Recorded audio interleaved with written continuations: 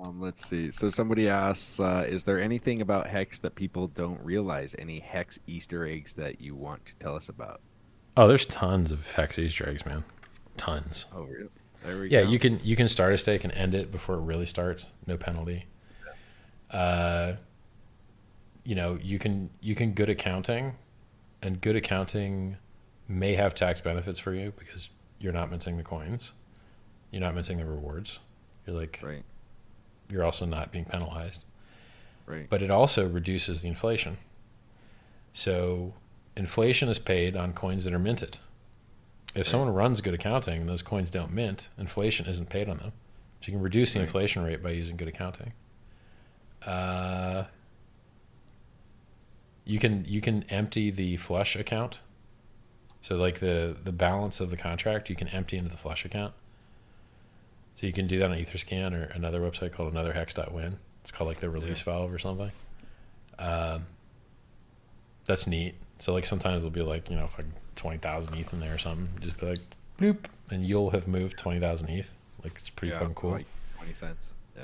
Yeah, I mean it used to be Somebody like asked 3 cents. yesterday too, like, what happens after a stake end? Like, so let's say that a huge stake, because we saw like 1 billion hex that were sitting in the that were starting to get penalized. What happens if they're in the if somebody uses, because their shares are still in the pool, Mm-hmm. right? Yeah. So, like, would they be collecting the emergency end stake penalties and all those other penalties if their shares are continuing to be in the pool? No. Nope. They're not. Okay. No. So they're not So actually you're diluting. They're just diluting your share of what you would get because they're diluting the so share pool, but they're not actually. right. So if Okay.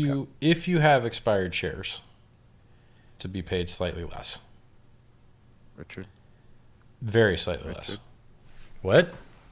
What's up? Oh, there you go. Did I drop? It just, yeah, it dropped out. Oh, okay. I started leaning back and like I fucking disappeared. Am I out of the camera? Is that possible? Am I that long? Um, Uh, if uh, if you have expired shares, they will slightly dilute other people. right. I mean, if you were all of the shares, then I guess it would largely dilute them. But most people's shares are a very small portion of total shares.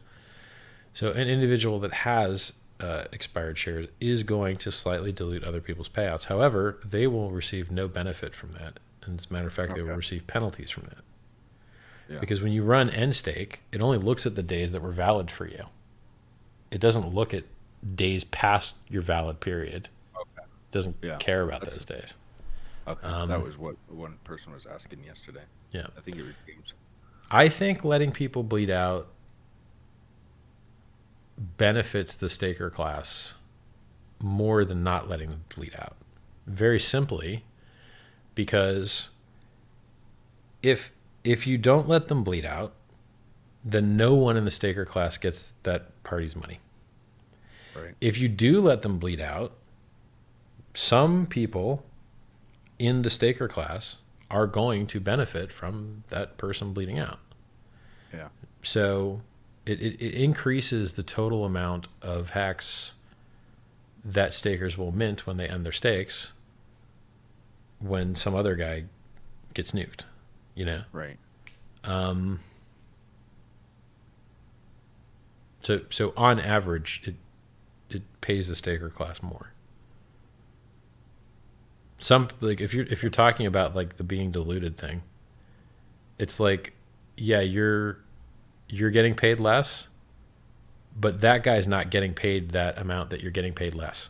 You're just creating the whole system will have less inflation in it.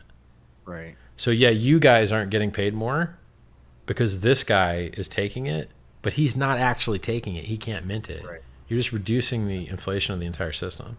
And in actuality, the amount that he is, you just he can't mint that. Yeah. And And his then penalties are getting well, distributed as well towards sure, the but stakers. even his penalty only applies to what he did get paid. It doesn't apply to that virtual forward amount that's not getting paid. Okay. So if you